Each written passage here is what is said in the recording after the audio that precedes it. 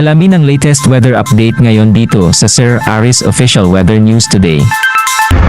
Ang Intertropical Convergence Zone o ITCZ patuloy pa rin ang epekto sa Visayas, sa may Palawan, pati na rin sa Mindanao. Etong Intertropical Convergence Zone na ITCZ ang salubukan ng hangin galing Northern at Southern Hemisphere. Etong ITCZ din posible maging breeding ground ng mga LPA o low pressure area.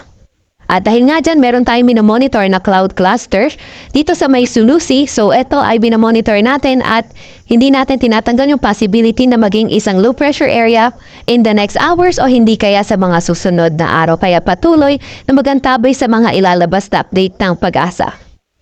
Samantalang easterlies naman o yung mainit na hangin galing karagatang Pasipiko ang nakakaapekto sa nalalabing bahagi nga ng Luzon area. Nakita nga din natin na ang ITCZ magdadala ng maulap na papawirin at mga kalat-kalat na pagkulan, pagkidlat at pagkulog sa Visayas, sa may Mimaropa, Zamboanga Peninsula, Northern Mindanao, pati na rin sa may Caraga. Kaya ingat, lalo na yung mga inuulan ng mga nakaraang araw pa sa mga banta ng pagbaha o hindi kaya pagguho ng lupa. Para naman sa lagay ng panahon sa Metro Manila at nalalabing bahagi ng bansa, patuloy pa rin ang bahagyang maulap hanggang sa maulap na papawirin at may mga tsansa ng mga localized thunderstorms.